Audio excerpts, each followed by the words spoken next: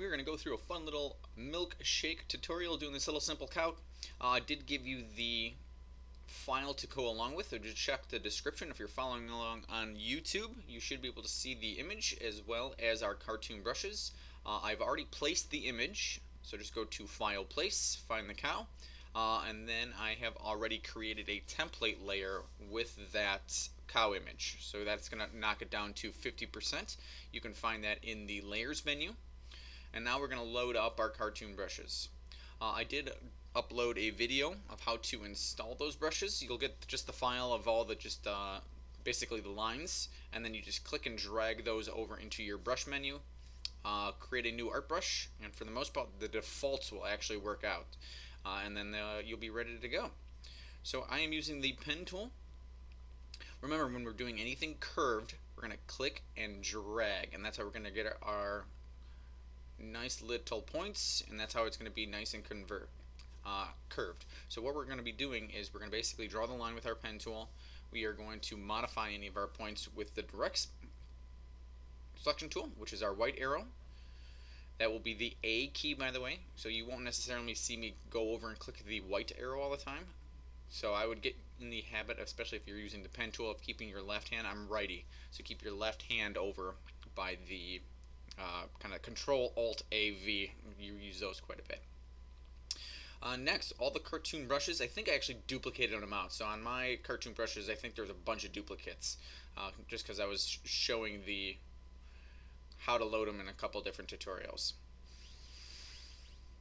Now, another little tidbit when we're doing our pen tool, and this is just my way of showing kind of brand new graphic designers or people that are in digital media on how to kind of like the pen tool rather than absolutely hate it, is we've kind of focused on really short lines. We're kind of looking and aiming at 2, 3, 4 lines at a time rather than trying to do the whole thing or trying to do the entire process.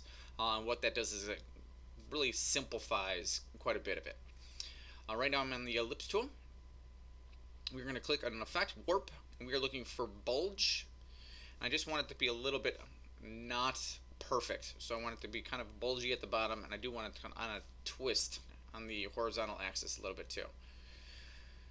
Now, if you're good with the direct section tool, you want to just do this with your the white arrow, you'd be able to do this too just by the anchor points. Looks good. Expand appearance. We're still going to be, and I'm still going to be converting, or still going to be manipulating those points.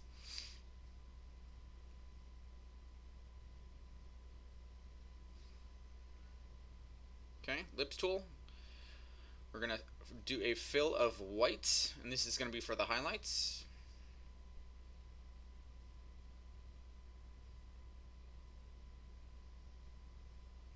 Remember, if you want to keep it perfect, hold down your Control and Alt as you're doing your ellipses. Looks good. Let's group it. Click and drag your mouse. That was left click, and just do group, transform, and we are going to reflect. Let's just rotate that. So on this one I want to rotate it. Basically I want to flip it, rotate it, and then I want to shrink it a tiny bit. Okay, click drag, Alt, come back, click drag. Change that to black and no fill. Now, since both of those edges are touching another line, they're going to go fat, skinny, fat with the line. Kind of a good rule of thumb, and I'm going to totally break it right after this. Anytime the lines kind of merge into the body and they're kind of floating, that is a good kind of signal to use your tapered lines.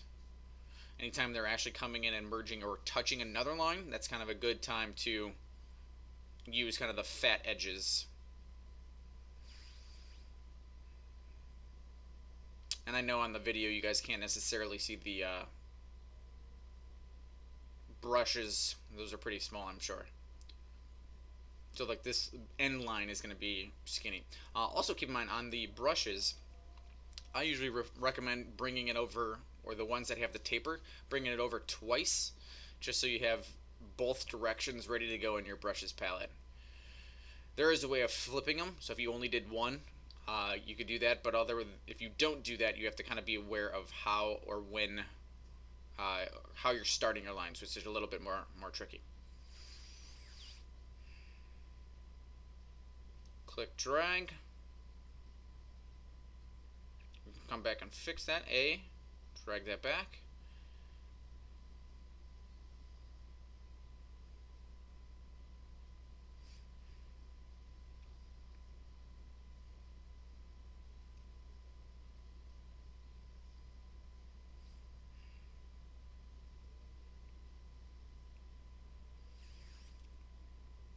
Nice thing about the pen tool, one, I do have a stylus, but not everyone has one. But you can pretty much mess everything up afterwards, and you can always fix it. So once you kind of get in the habit of not doing,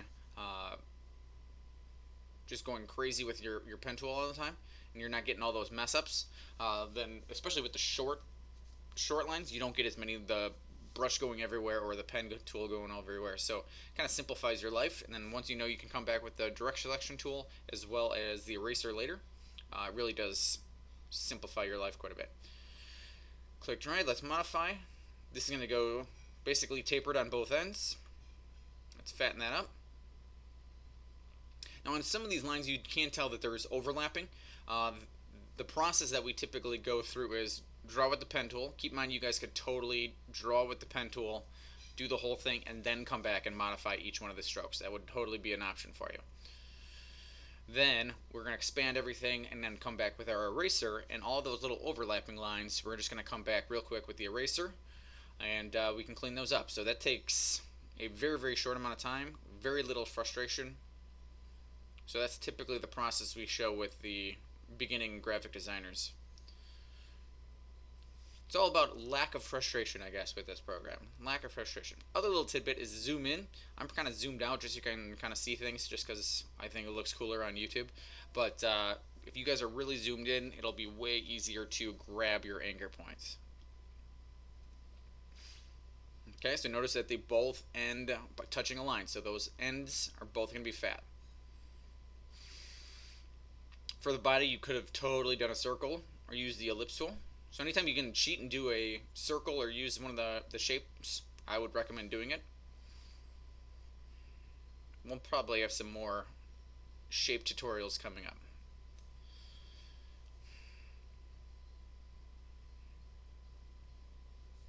That's going to go fat in the body, skinny, and so it's going to taper. And you guys can play around with, typically I'm between 2 and 3. I know you guys can't see the stroke because I zoomed in so you guys can see the points, but most of the stroke is right around that 1 to 2. My format size is 5x5. 4x4 is usually my default size for all my videos, just so you guys can follow along.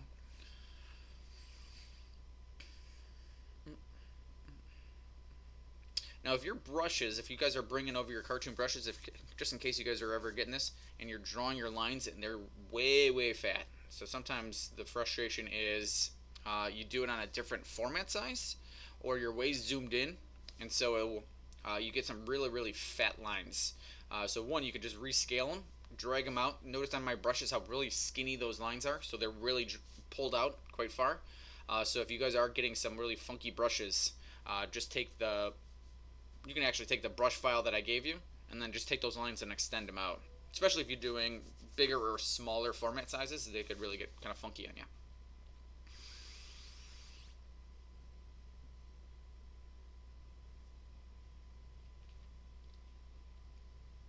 But notice all these lines, right now I think we're averaging right around 3 points. Click, drag, this one's 2 points, so the smaller we can make them, the less amount of points. One, the smoother it's going to be, and then the second part is that really is going to knock down the alts and the multiple different changing of directions. The other side why we do it is we have more control over the line quality. So hopefully our teacher has explained the elements and principles to you, kind of talked about line variation, and so now we can really control each one of those lines. So as we start doing more and more line variation, you do want kind of smaller segments as you're going through.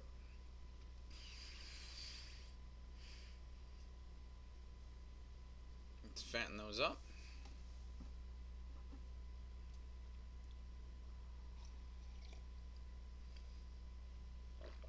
Okay, looks good. Let's keep going. Click drag.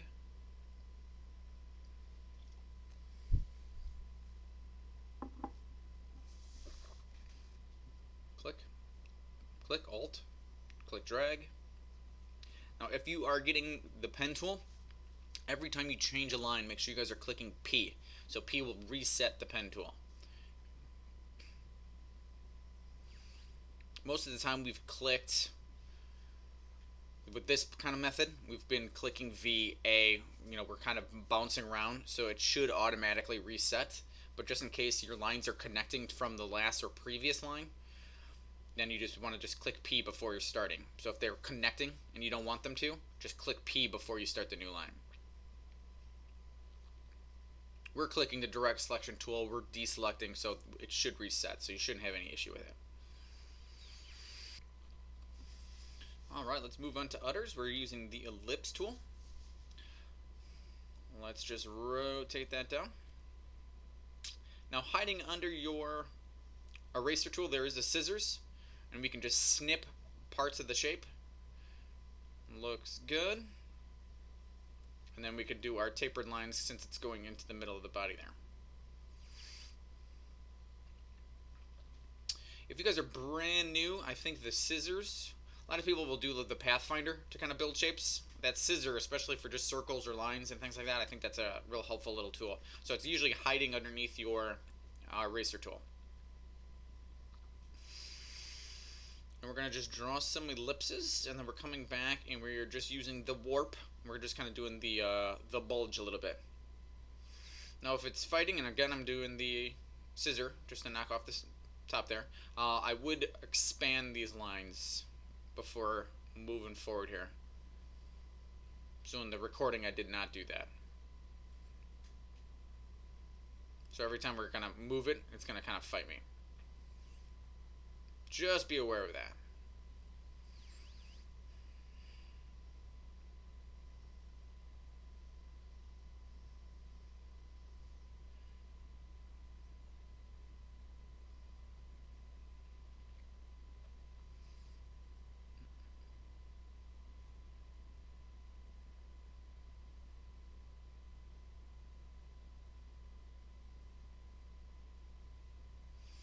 And as we're doing it, keep in mind which ones are in front, which ones are going to be in back.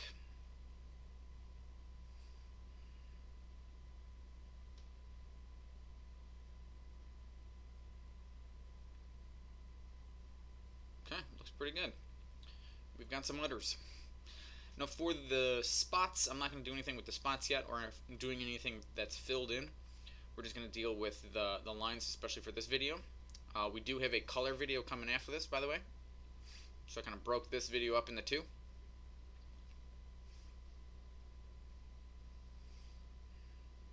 Okay, let's fatten those up. Click drag, click drag.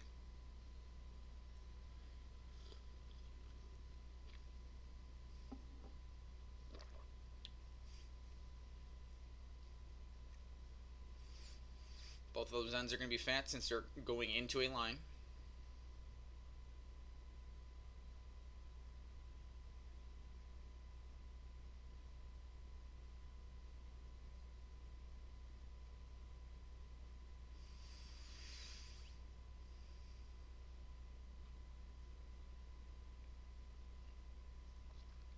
Click drag, click drag. Now for this guy, we're just going to do almost like we're not going to actually draw the full snout out. We're just going to kind of do some little creases for it.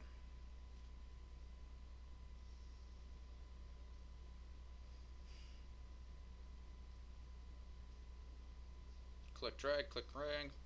This would be like the little fold, little snout fold.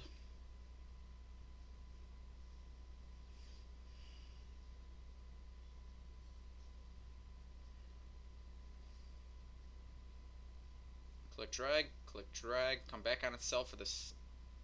This will be for the little nostril. And we want that top to be the tapered part of the line.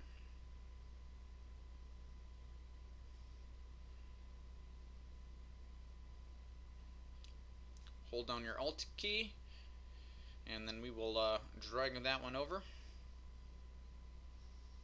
reflect, hit OK. Typically the default, I believe, is on the vertical axis, so you can just say yes to it. If you guys don't know which one is which, just preview and it'll kind of flip for you.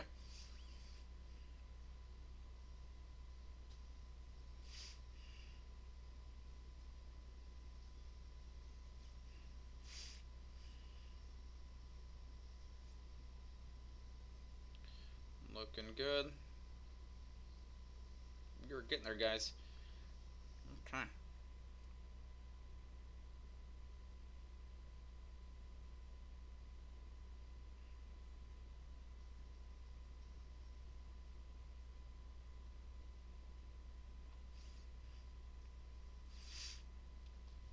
Alright, let's do our little cup here.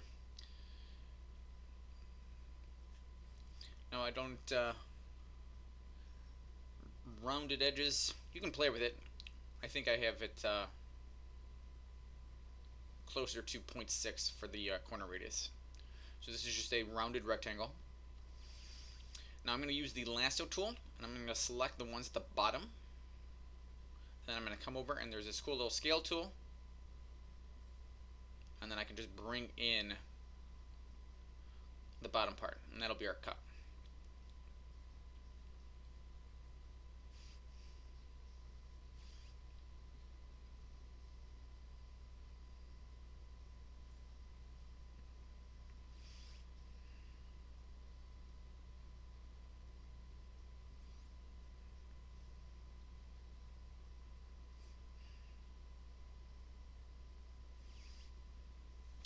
Do the ellipse. This will just be for the foam.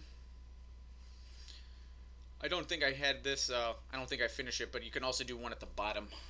Sometimes the glasses have a little thickness at the bottom, which would be kind of a cool little effect to put in there too. So again, I'm just using my scissor. Snip, snip. We look pretty good. Alright, so we're going to do just a little circle background. This one could totally be done later, by the way. So if it gets too confusing, or if you don't want to do it, typically I think I'm just going to see it, or I might even copy and paste it to another layer too.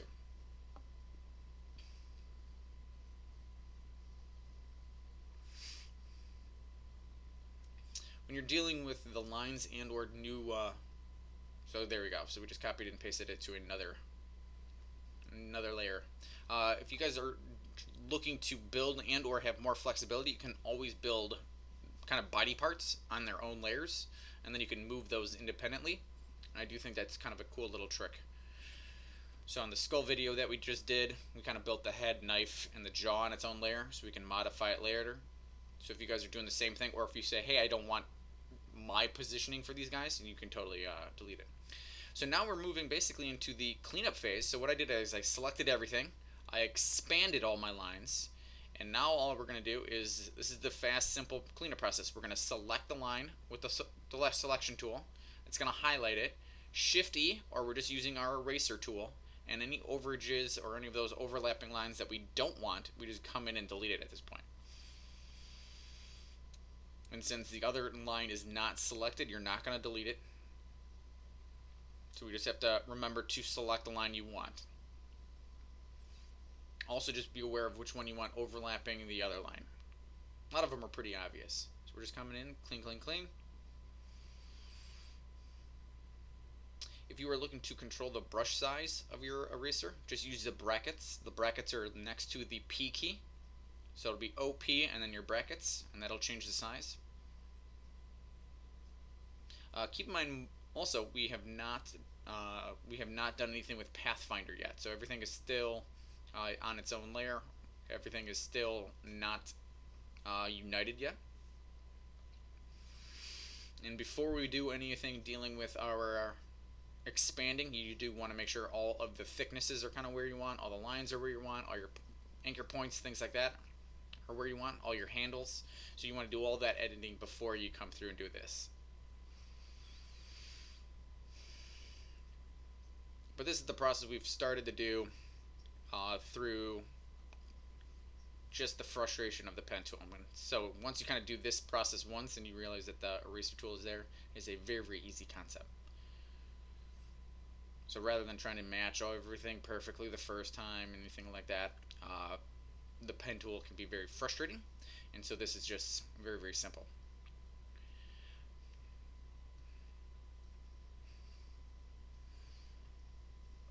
And we're almost at the end here, but at this point you're basically getting rid of all of your overages. Once you say, hey, this is good, I'm then going to unite it. So I'm going to go onto the Pathfinder, and then I would basically unite all of my black lines, and it's ready to go for the live paint bucket. And then we're ready for coloring. So at this point, what we're going to do is we were just cleaning up our lines. And then, so here we go. We basically select everything. We're going to go over to our Pathfinder. What I did do is I deselected the eyeballs right there. And I'm uniting all of my black lines. Object. I don't know if I do it in this video or not. I think I'm going to duplicate it. Duplicate it. I always like duplicating, just so you guys have, and I'm going to label this one color. I like having things separate. In case things, oops, go awry, or if I have all my lines in one layer. And then we're doing our live paint, make, and then we're basically ready to go. So for the next video, we will go through all of the fun coloring. So we're going to go through gradients, we're going to go through kind of those cast shadows, and then we're ready to go.